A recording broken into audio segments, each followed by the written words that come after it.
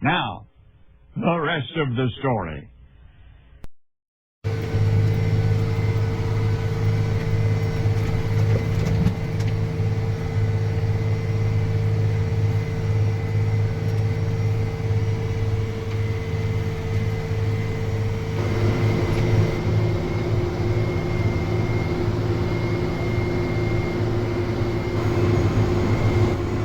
Well, that's a sight you don't normally get to see, is the 79 on the 569. Calvin thinks it is just awesome. Isn't that right, buddy? He's just mesmerized by that 79. As far as us, we're only getting the upper bottom done and the neighbor's place. Reason being is because there's actually quite a bit here, as you can tell. Bale wise, we're at 73 minus 15. We had 15 on this baler from the other day, but I am actually really impressed with how this is actually yielding up. If it was alfalfa, it'd be completely junk. Like there'd be nothing here to salvage. So I guess that's a benefit to grass.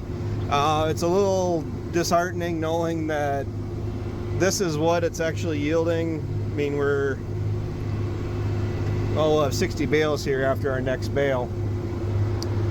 But if this is what it's yielding after everything it's been through, it really makes me wonder what we'd be looking at if we hadn't had all that rain and we could have gotten everything baled in a timely manner. But I'm at least feeling a lot better now that we're looking at having enough feed on hand, at least for my own cattle. And Brittany's favorite part of the valley, right here. I mean, because this level is right about there. I mean, do you want to drive? No. Calvin! We're gonna probably leave the lower bottom for tomorrow, potentially come back and bring the 4020 and the New Holland roller bar rake back down.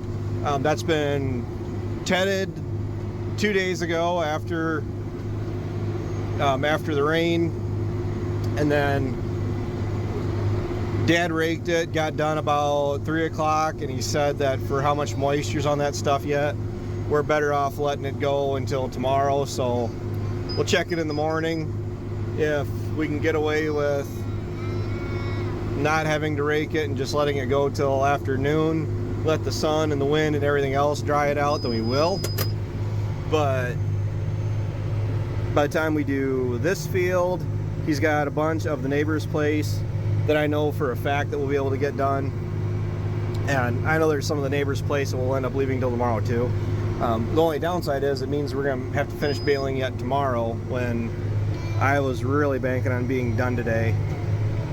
But staying on the positive side of it, there's 60 bales. 60 bales made today off of just this, which is, it's actually more than what it did for first crop. First crop, I don't think it even made 50 bales. You cried a little. Yeah, I was pretty upset. This actually came back really well for the amount of, yeah, grab the steering wheel. For the amount of rain we've had, the regrowth is really greened up. And it looks pretty impressive. But we should be done here. What time is it? I don't even know. And I'd say within the hour we'll be done with this and the neighbor's place, and finish baling tomorrow, get it hauled in, and on to harvest. But I'm just kind of enjoying just the fact that we got something made off of it. I mean, it really could have went the other way very easily. But with blue sky, sunny, and supposed to be even hotter yet tomorrow, kind of helps cook the moisture out of this stuff that might be hanging around. Gives us some better stuff. Because look at this guy. This is what all the bales look like. Of course, you can't see it through my dirty window. Blame my brother for that. Ryan was the last one to drive this thing. You can't even tell that this hay is 2 weeks old in the windrow and in the bale. It's honestly absolutely pretty awesome. There's Grandpa.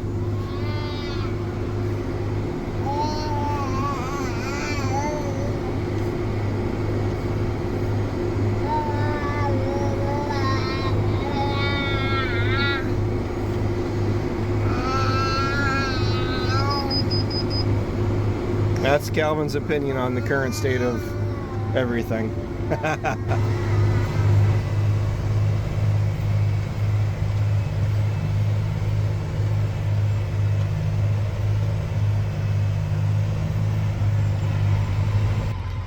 don't know if you can see through my dirty window. I'll get them scrubbed up before harvest. But Dad is working on the last little bit of alfalfa. I'm assuming he's got a bale, or he's wondering why I'm just sitting here. But I got a full bale, and I was kind of hoping he was going to finish up. Ooh. So he's got a full bale, I got a full bale. And that's all that's left. So we're going to have a little bitty bale. Oh well.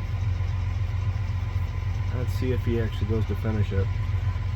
This place didn't yield that well, but something's better than nothing. I'm back out here so you can see what I'm looking at. I got 8 down on the neighbors. The second bottom ground, or then we got 1, 2, 3, 4, 5, 6, 7, 8. Another 8 up here approximately. That's good. He can finish up what we got. I got a full bale, more than a full bale, because I was making 5 foot 3 inch bales, and I'm at 5 foot 6. I haven't wrapped it yet, but been running the knives on everything, and man, oh man, you can tell when this stuff starts to get tough because the tractor starts talking.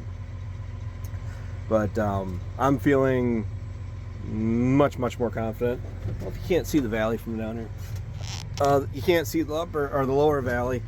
We haven't made anything off of that yet. I'm curious as to how many bales Dad has, because I'm sitting at 88 minus the 15 that we made originally. But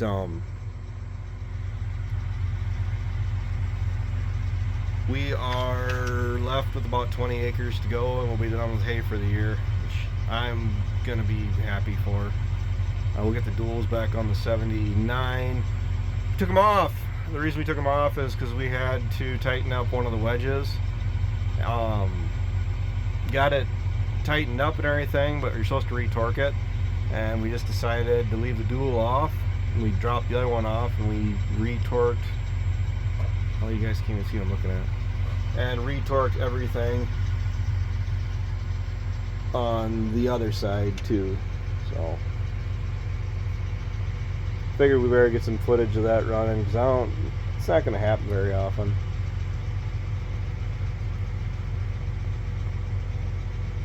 I think the 82 handles it just fine also, but it is nice, once again, having a backup tractor.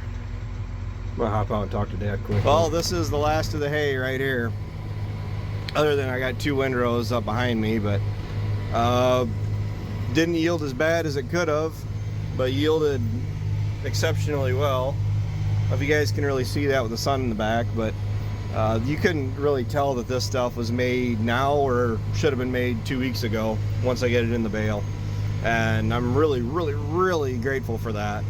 I'm not worried of being short on feed for my cows this winter, so that's a great plus. I don't have to worry about having to actually turn around and buy any or anything in that regard. And if this stuff was alfalfa, I guess the one big perk to grass is the grass is able to take the rain that we got, versus if it was alfalfa, it would be a write-off. There'd be no leaves on it, it'd be all stems.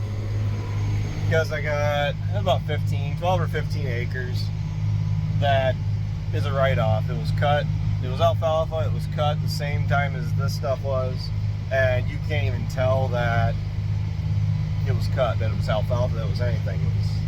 It was done. It was gone. The regrowth had re-entered the chat, and well, put it into us making any of that hay. But overall, all 3 of us are sitting really good. Dad's cattle, they'll be out on stalks. Ryan's cattle will be out, at least out in the field. There's any corn stalks for them to chew on. They can definitely get all the fresh regrowth and waterways that are coming up. For Ryan's cattle, myself, my cattle won't be grazed out on the fields at all. The only cattle of mine that will be grazed out on the fields, out on stalks, is actually just my bulls. I got my 2 bulls are in with my dad's cattle until about the 1st of November. And even then, I'm probably going to pull my 2 yearlings out, leave the Black Angus and Rocky in with my parents' cattle probably for another month. And the reason I'm going to do that is because they've had a late season rush of calves. I think they had like 5 calves in the span of a week here. Last week they've had 5 calves, which is great. It's better than nothing at all. And you're just, keeping a cow around for her to eat a bunch of expensive feed. And in a year like this, you really can't afford to waste. So a couple of those cows that I was kind of starting to question have actually redeemed themselves. The only problem is it's the 1st of October, and I have a problem with only giving them such a short window to recoup before getting bred back. So it only makes sense to at least leave the bulls in that much longer for them. Which I wanted to pull the bulls November 1st for my parents' cattle. But the big difference is I will at least have them out by December 1st. Because we did leave the bulls in with them longer than we would have this previous season. Because I just wasn't able to get to it and pull the bulls out. Because the big push here is we're getting the number of cattle around, but I'm also trying to get the management down of tighter calving dates, so I don't have so many of these late season calves. Which more bulls around is most certainly going to help, and it did help. Those 2 yearlings of mine for sure, it seems like they were always chasing somebody, and it's more or less, it's not a hassle having more bulls around as long as you're not getting crazy stupid bulls. Myself, I think it's worth the money having the extra bulls around, because if you get the in-season issues where, like my brother right now, or had, I don't think he does anymore, had a bull with a sore foot. So then here you are mid-season of when you should have the bulls out, and now you're not sure if that bull is able to do his job half the time, or even a part of the time. So it's expensive to get them and buy them and have them and feed them, but we're at least splitting it up enough where between Dad's cattle and my cattle aren't in with the bulls at the same time, where I'm doing 2 separate turnouts in the spring and I'll say winter, and my parents are just one longer season from August, September, October, and then I pull them in the 1st November ideally. So for next year, that'll probably be the plan, is giving these guys a chance to get bred back, and then not having the bulls out with them clear in till the 1st of January, and then just keep cinching it down until we're down to about a 3-month window minimum, if not less. Alright guys, that's it. I don't have any more video after this of hauling hay in or hauling hay home. This stuff is going to sit outside, it's going to steam out, air out, do whatever it needs to do, because for it being through everything that it's been through, not any bit confident that I want to put this in the shed with minimal airflow. I mean, I can leave this stuff sit out until November for all I care, and if it's done doing whatever it's going to do, I can stick a bunch inside just to keep the snow and ice from building up on it, because instead of hauling everything up to sell it, which I'm way down on my numbers, about half of many bales is what I would normally produce, but just hauling it back home and feeding it to my cows, I'm actually content with it. I'm almost to the point where I'd rather be feeding it to cows, because this stuff right here, if you guys remember, my older viewers, that the whole reason of me getting those cows was to use them as a recycling system. If I get a bunch of questionable hay, well, don't get me wrong, I got questionable hay down here, but the stuff that we've made in the last 2 days is the type of stuff that I would go send it to the cows. I'm gonna put some extra protein out for them so they're not short in that regard, but